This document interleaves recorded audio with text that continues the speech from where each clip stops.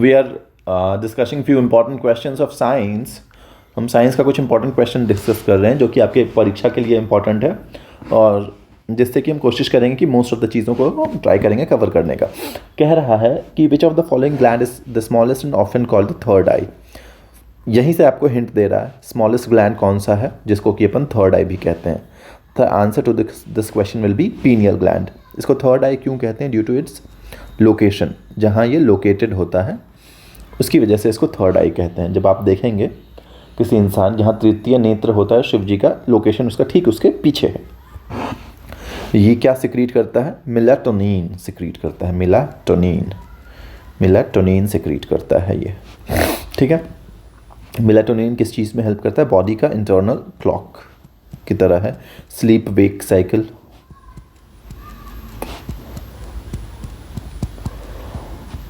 ठीक है। इसी तरह एक होता है पिट्यूटरी ग्लैंड। पिट्यूटरी ग्लैंड कौन सा ग्लैंड है? जिसको अपन मास्टर ग्लैंड कहते हैं। It is called the master gland. Pituitary gland को अपन मास्टर ग्लैंड कहते हैं। And it secretes thyroid stimulating hormone, follicle stimulating hormone and many other hormones। ठीक बात होगी। अब आगे बढ़ते हैं। कह रहा है which of the following is not a part of vegetative reproduction, not a feature of vegetative reproduction। ठीक है। तो इसमें आप पाएंगे कि sexual reproduction is not involved in this, whereas एक ही प्लांट होता है जिसको आप गाड़ दीजिए, उसको काट करके गाड़ दीजिए, दूसरा प्लांट ग्रो कर जाएगा। New plant is exactly same as similar to the parent plant. Purity is maintained. ठीक बात है। It is not a kind of sexual reproduction, it is asexual reproduction. Which of the following statement is incorrect? Tactile receptors are absent in brain. This is true. Tactile receptors are absent in brain क्योंकि tactile receptors क्या होते हैं? Pain causing receptors होते हैं, receptors for pain। जब वो absent होते हैं तो इसकी वजह से क्या होता है? जो ब्रेन की सर्जरी होती है that is often painless. Cerebrum is second largest part of brain and is called intelligence unit. Intelligence unit तो कहते हैं दो सेरेब्रम को, but it is not the second largest, it is the largest part of brain. Hypothalamus directly और indirectly, so the answer incorrect पूछ रहा है दोस्त। Answer will be B. C and D are correct, just read it. Theory of inheritance is acquired character that was given by, this theory is given by whom? This theory is given by Jean Baptiste Lamarck। इसको Lamarckism भी कहते हैं। ठीक है। तो Charles Darwin ने क्या दिया था दोस्त? चार्ल्स डार्विन ने जो थियोरी दी थी जिसको कहते हैं थियोरी ऑफ नेचुरल सिलेक्शन, इसने दिया था theory of natural selection. Hugo de Vries ने क्या दिया था? म्यूटेशन थियोरी दिया था। और मेंडल जी ने क्या दिया था? ये पी पे जो एक्सपेरिमेंट करा था इन्होंने।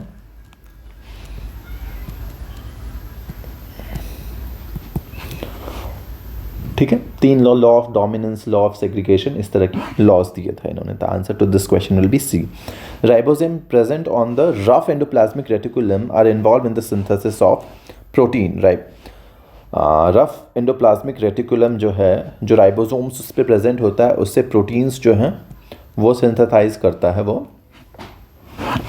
ठीक है, एंड उसको सिक्रीट करता है। Answer to this question will be protein. Vitamin A का आपको पता ही है, विटामिन ए का नाम क्या है दोस्त? विटामिन ए का जो नाम है that is retinol. Vitamin D का जो नाम है that is calciferol.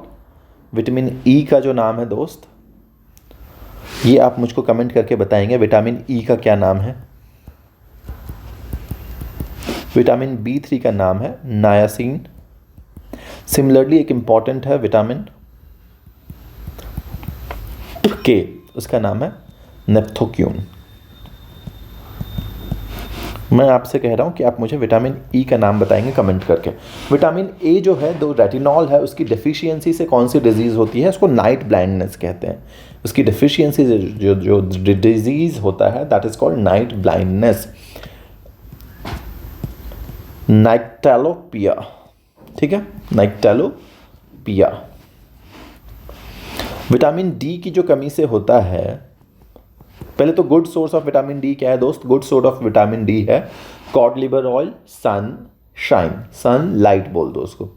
Vitamin D की कमी से होता है रिकेट्स, ऑस्टियोमिलासिया, ये डी की कमी से होता है, ये ए की कमी से होता है। इसमें देख लो दोस्त, ए के लिए 1 है, 2 के लिए 3 है, A के लिए 1 है, 2 के लिए 3 है, 3 के लिए 2 है, यानी स्टेरिलिटी, विटामिन ई की कमी से होता है स्टेरिलिटी एंड विटामिन B3 की कमी से होता है पेलाग्रा। ठीक बात, आगे बढ़ते हैं।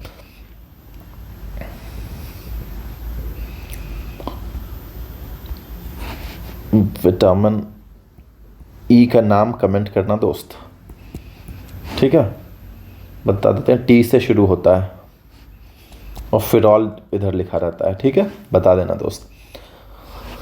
विटामिन के helps in blood clotting and vitamin E is essential for reproductive health. तो अगर रिप्रोडक्टिव हेल्थ के लिए एसेंशियल है, उसकी कमी होगी तो स्टेरिलिटी हो जाएगा, नहीं। अगला सवाल ह्यूमन हार्ट से रिलेटेड है। जब हमने तुमको ह्यूमन हार्ट पढ़ाया था तो हमने तुमको बताया था कि ह्यूमन हार्ट को अपन 2 पार्ट में डिवाइड कर सकते हैं, वैसे तो 4 पार्ट में, बट अगर हम इसको लेफ्ट हार्ट और राइट हार्ट बोलें तो ये वाला लेफ्ट हार्ट होगा या राइट हार्ट होगा दोस्त? ये वाला दोस्त लेफ्ट हार्ट होगा, राइट हार्ट नहीं होगा, और ये वाला राइट हार्ट होगा। हमने तुमको बताया था डीऑक्सीजनेटेड ब्लड यहाँ से एट्रियम से एंटर करता है, यहाँ से निकलता है, और इधर से ऑक्सीजनेटेड ब्लड फिर एंटर करता है और फिर यहाँ से निकलता है। तो ऑक्सीजनेटेड ब्लड दोस्त वो राइट हार्ट में निकल रहा है या लेफ्ट हार्ट में निकल रहा है? ऑक्सीजनेटेड ब्लड एंटर किससे कर रहा है हार्ट में?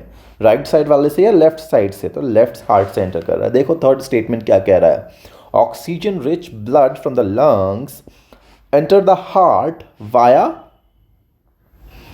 इसको राइट हार्ट। तो ये स्टेटमेंट तो दोस्त गलत हो गया ना, लेफ्ट हार्ट से एंटर करता है। अगर सेकंड स्टेटमेंट तुम्हारा गलत हो गया तो ये गलत हो गया, ये गलत हो गया। सॉरी, थर्ड स्टेटमेंट अगर गलत हुआ दोस्त तो तुम्हारा सी वाला गलत हो गया। अब अपन को देखना है, ऑब्वियसली करेक्ट ऑप्शन पूछ रहा है, कह रहा duration of normal healthy cardiac cycle is 0.8 second. 60 second में 72 बार आपका हार्ट बीट करता है ना, 72 बार करता है 60 सेकेंड में, तो एक बार करेगा 60/72 सेकेंड में। जब इसको तुम कैलकुलेट करोगे तो 0.8 सेकेंड आएगा। ठीक बात है, option 2 is correct, option 2 correct है, यानी या तो ये होगा या डी होगा, है ना। अब पूरा का पूरा कहानी आ गया ऑप्शन 1 पर, ऑप्शन 1 पे आ गया है। तो ऑप्शन 1 क्या है, कह रहा है कि sinoatrial node is responsible for initiating and maintaining the rhythmic contractile activity of the heart. अब देखो साइनोएट्रियल नोड होता क्या है, this is a patch of specialised cardiac musculature present in the right upper corner of right atrium. It is also called the pacemaker, इसी को pace maker भी कहते हैं। और जब इसको पेस मेकर कहते हैं दोस्त, तो यहाँ से तुमको समझ में आना चाहिए कि ये ठीक बात कह रहा है। So option 1 is also correct. To the correct answer to this question will be option D, 1 and 2 both. Next question पढ़ते हैं। नेक्स्ट क्वेश्चन कहता है कि read the following statement about blood and select the correct answer from the codes given below. Factors for coagulation or clotting of blood are also present in the plasma in an active form. Okay, let us see.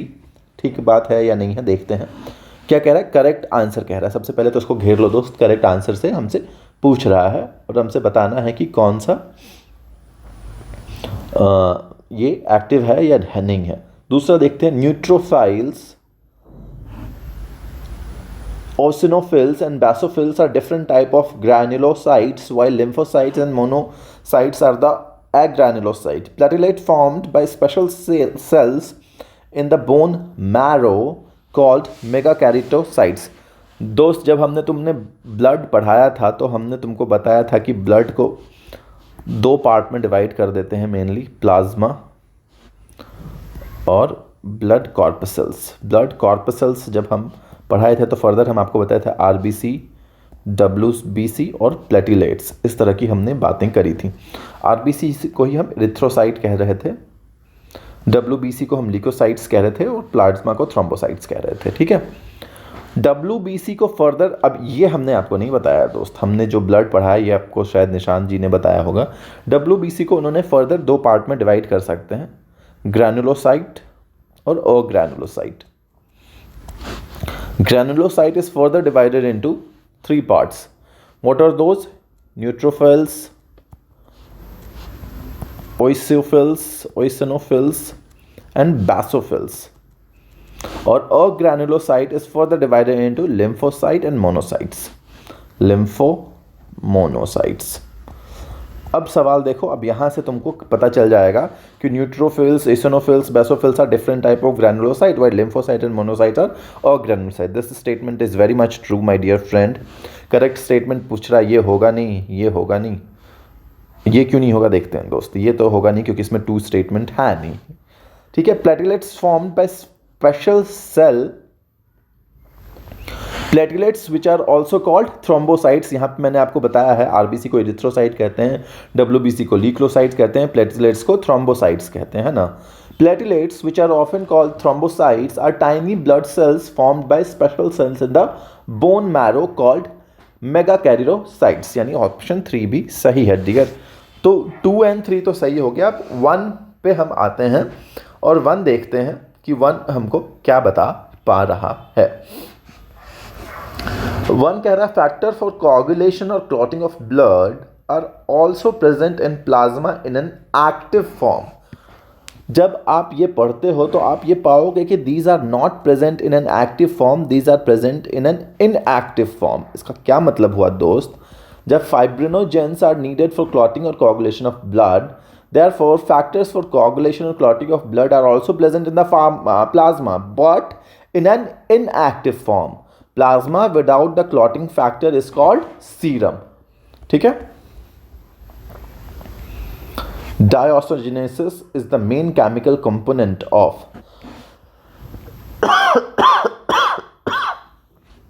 कह रहा है ये किस चीज का main chemical component है, dioxinase. Analgesics, antipyretics, antibiotics, contraceptives का ये मेन केमिकल कंपोनेंट है।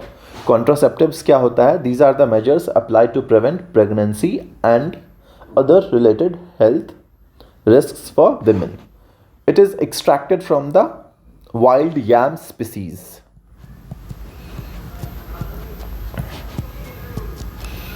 आपको ये पता होना चाहिए कि this is the main chemical component of contraceptives। कह रहा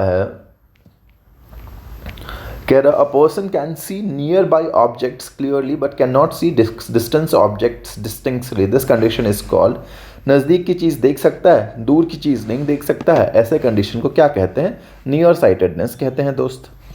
नियर साइटेडनेस का दूसरा नाम क्या है, नियर साइटेडनेस का दूसरा नाम है मायोपिया। डिफेक्ट क्यों होता है, या तो एक्सेस कर्वेचर हो गया होगा, आई लेंस जो है उसका ज़्यादा कर्वेचर बढ़ गया होगा, या फिर इलोंगेशन हो गई होगी आई बॉल में। कैसे सही करते हो मायोपिया को दोस्त, मायोपिया को कॉन्केव लेंस लगा के सही करते हो। पावर, सूटेबल पावर का पावर क्या होता है, 1/4 फोकल लेंथ। इसी तरह एक और बीमारी होती है जिसको हाइपरमेट्रोपिया कहते हैं। हाइपरमेट्रोपिया क्या होता है, हाइपरमेट्रोपिया होता है फार साइटेडनेस को कहते हैं, या लॉन्ग फार साइटेडनेस या लॉन्ग साइटेडनेस कह दो। दूर की चीज़ तो सही दिखती है लेकिन पास वाली चीज़ गलत दिखती है, ठीक ठाक नहीं दिखती है। इसको कैसे सही करोगे मेरे दोस्त, इसको कॉन्वेक्स लेंस लगा के सही करोगे। कह रहा है पैंथेरा यूएसिया is the binomial scientific name of which of the following animal. Panther का लग रहा है नहीं, चलो देखते हैं। पैंथेरा यूनेसिया, इसका तो टिग्रिस होता है जहाँ तक हमको याद है। टाइगर का अपन ने बचपन में पढ़ा है, टिग्रिस टाइप का होता है कुछ।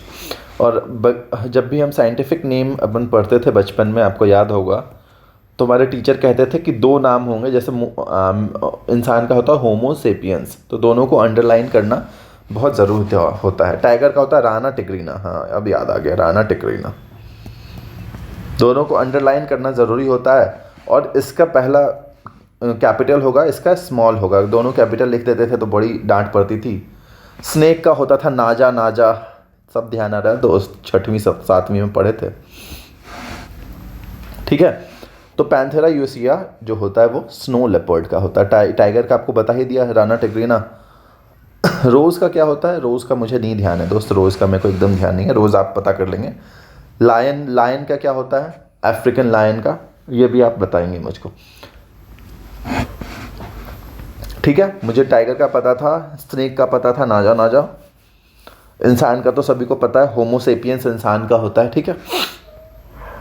कह रहा movement of stars appears to be moved from east to west due to, ये तो ज्योग्राफी का क्वेश्चन है यार, this is no more a question of science now, geography का क्वेश्चन है। कह रहा है स्टार्स का मूवमेंट अपीयर होता है east to west due to rotation of earth is from west to east. ये अगर अर्थ आपने बनाया है तो अर्थ कैसे रोटेट करता है, ऐसे ही तो रोटेट करता है ना।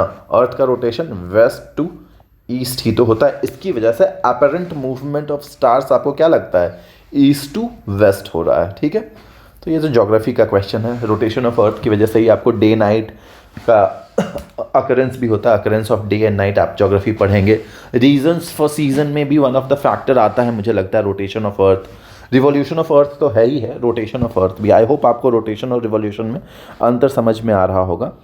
अर्थ जो अपने एक्सिस पे, वैसे ये एक्सिस इसका नहीं है, एक्सिस तो इसका ये वाला है, इस पे जो घूमता है इसको कहते हैं रोटेशन। और ये सन है, इसके चारों तरफ जो ये चक्कर लगाता है अर्थ है, ये सन है, इसको कहते हैं revolution. This phenomenon is called revolution, this is called rotation. I hope इतनी चीज़ आपको क्लियर हो गई होगी। कह रहा है I have an eye defect cause due to imperfection in the shape of cornea. Ophthalmologist use a special kind of bifocal lens.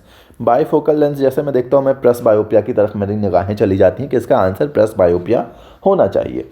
हम अभी तक हम क्या पढ़ते थे दोस्त, हम देखो मायोपिया के लिए हमने तुमको बता दिया कॉनकेव लेंस सही करने के लिए, हाइपरमेट्रोपिया के लिए हमने तुमको बता दिया कॉन्वेक्स लेंस, उसी तरह प्रेस बायोपिया के लिए बाईफोकल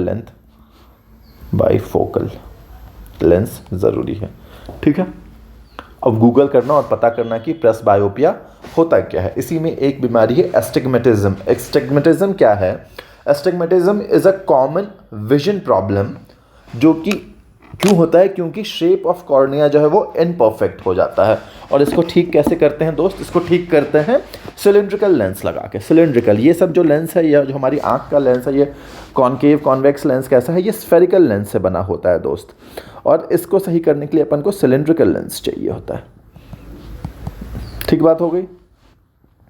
देखते हैं the capacity of an eye lens to adjust its focal length in order to provide sharp image of an object at various distances of retina is called power of accommodation of eye। इसको कहते हैं power of accommodation of eye।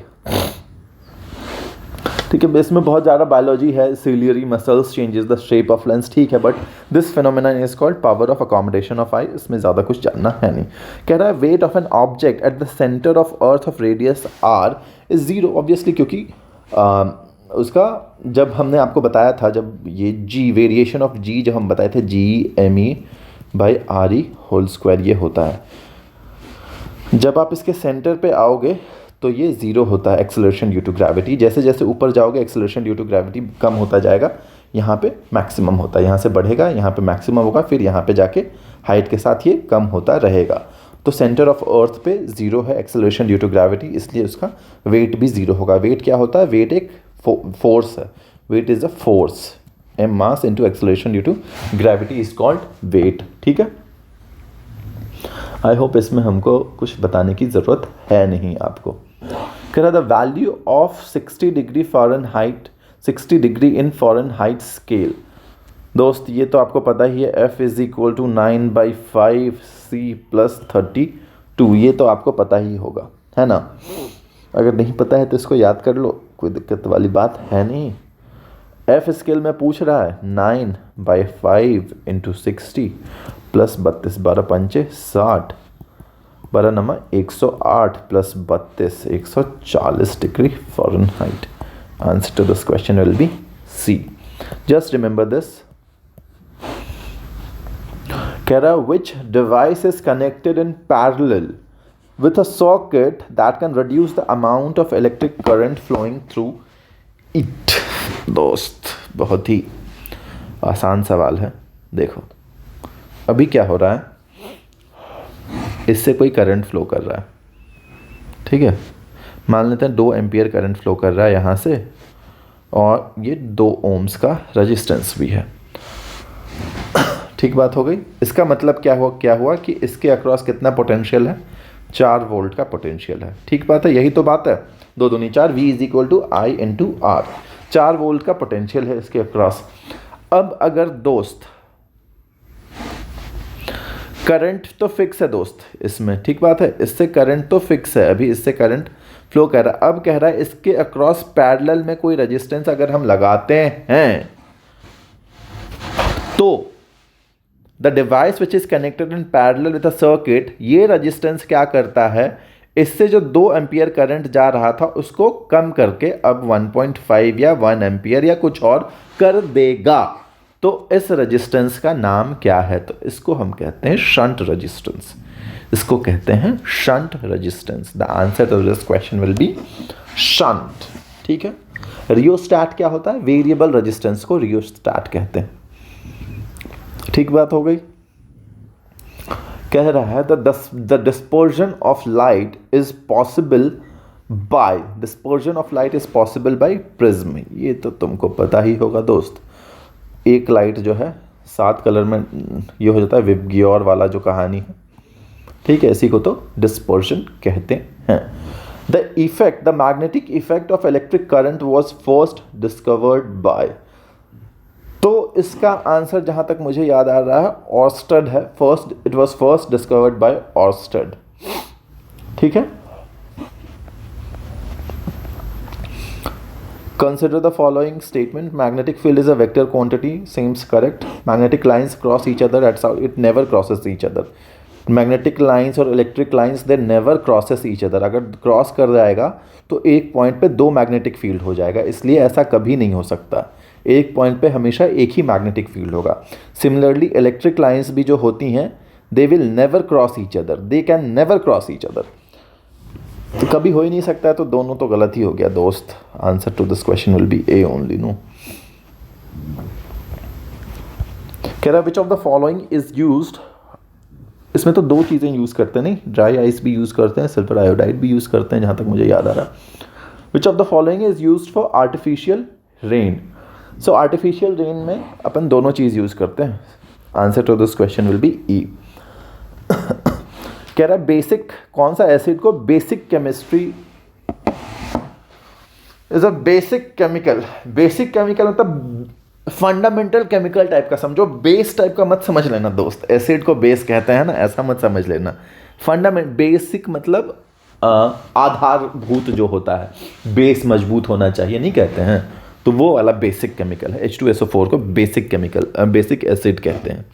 बहुत क्योंकि ये बहुत सारी जगहों पे यूज़ होता है, फर्टिलाइजर इंडस्ट्री में, पेट्रोलियम रिफाइनिंग में, केमिकल इंडस्ट्री में, मेटलर्जिकल में, इसलिए इसको बेसिक केमिकल कहते हैं। When any metal is mixed with mercury to form alloy, मतलब कह रहा है कोई alloy बना हुआ है जिसका एक कंपोनेंट आपको पता है मर्करी है, तो ऐसे alloy का क्या नाम है? ऐसे alloy को अपन कहते हैं amalgam।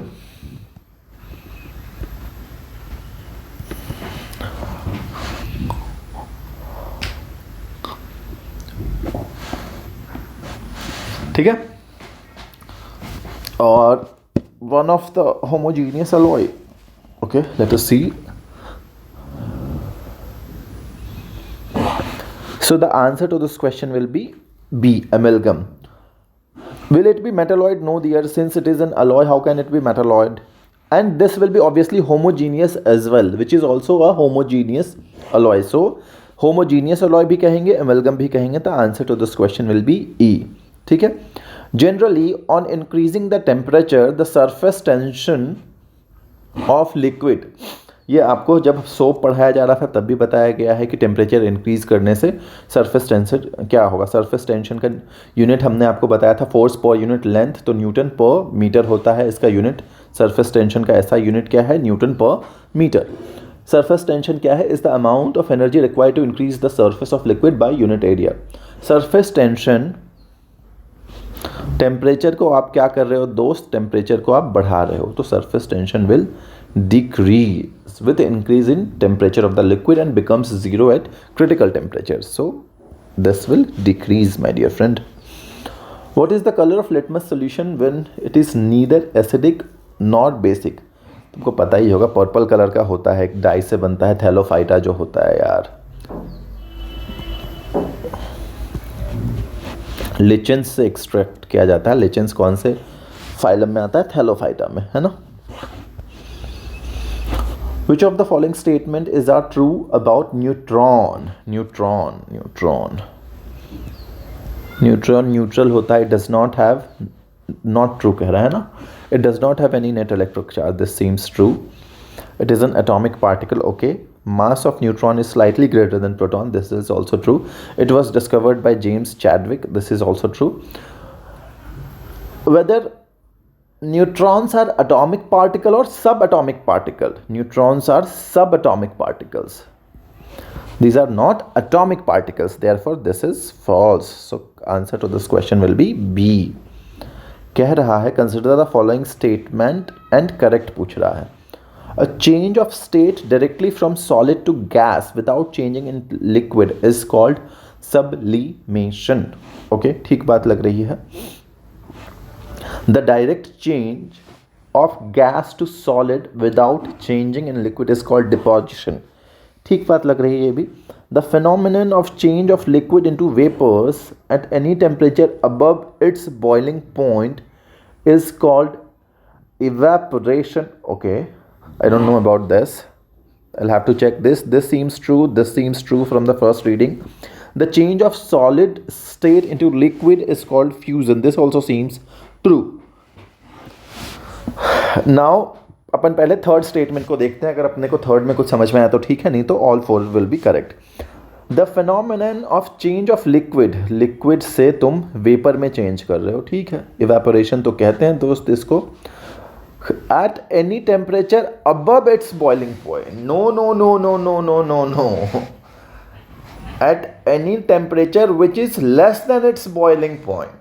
The phenomenon of change of liquid into vapors at any temperature below its boiling point is called evaporation. So this statement is wrong. So अपन को पूछा है correct. So 1, 2, 3 are correct. Third is wrong, हटा दो. Third is wrong, हटा दो. Consider the following pairs. ठीक है. Mercury को किसी और के साथ रखोगे, करेक्ट या इनकरेक्ट पूछा है. करेक्टली मैच, ठीक है. तो एमएलगम होता है, ठीक बात हो गई.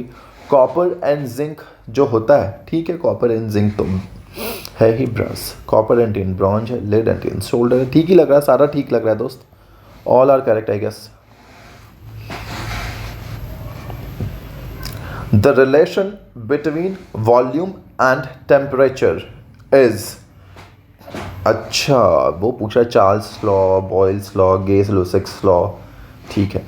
तो चार्ल्स लॉ क्या कहता है दोस्त? चार्ल्स लॉ स्टेट्स कि प्रेशर रिमेन्स कांस्टेंट. अगर प्रेशर को कांस्टेंट रखते हो तुम, तो volume of a fixed mass is directly proportional to its temperature. कुछ नहीं करना है दोस्त. PV is equal to nRT याद रखना है. प्रेशर तुमने कांस्टेंट कर दिया तो वॉल्यूम और टेम्परेचर तो डायरेक्टली प्रोपोर्शनल है ही. इसी को चार्ल्स लॉ कहते हैं. PV is equal to nRT रख दो, वॉल्यूम को कांस्टेंट कर दो दोस्त, तो pressure is directly proportional to temperature. इसको गे-लुसाक लॉ कहते हैं, ठीक है. सिमिलरली एक और होता है बॉयल्स लॉ होता है, जिसमें प्रेशर इज और वॉल्यूम का रिलेशन होता है ना, इन्वर्सली प्रोपोर्शनल होता है. तो चार्ल्स लॉ जो है कहता है प्रेशर कांस्टेंट कर दो. ऐसे याद रखो, PV is equal to nRT. पहला कांस्टेंट करो, चार्ल्स लॉ आ गया. PV is equal to nRT. दूसरा कांस्टेंट करो, गे-लुसाक लॉ आ गया. PV is equal to nRT. तीसरा ये करो, कांस्टेंट टेम्परेचर, बॉयल्स लॉ आ गया, ठीक है. अच्छा, एक और सवाल है, बहुत बढ़िया. कह रहा which of the following components present in soap helps it to retain its shape? Sodium silicate. Lecture देखो दोस्त, लेक्चर में सब बताया हुआ है. जो सोप वाला लेक्चर है उसमें सब बताया हुआ है, सारा कहानी किया हुआ है. रिपीट करने का मतलब नहीं है. हाइड्रोफोबिक पार्ट, हाइड्रोफिलिक पार्ट, सारी चीज़ें बताई गई हैं. नहीं, ठीक है, चलो. Thank you for the day. I hope इतना ही है. बाकी कुछ भी अगर दिक्कत लगे, वी हैव बहुत आसान सवाल थे, कुछ कठिन सवाल होंगे, बट हार्ट वार्ट वाला भी पढ़ा ही दिया है यार. कुछ बचा नहीं है अब कठिन. हमको नहीं लगता है ज़्यादा कुछ कठिन होगा. तो आई होप आपको मज़ा आया होगा. नहीं आया तो कोई दिक्कत नहीं है, बट आया होगा. क्वेश्चंस अच्छे थे. और जिन्होंने अच्छे से पढ़ा है उनके लिए आसान भी थे। चलो bye for the day, study well, है ना, मिलते हैं।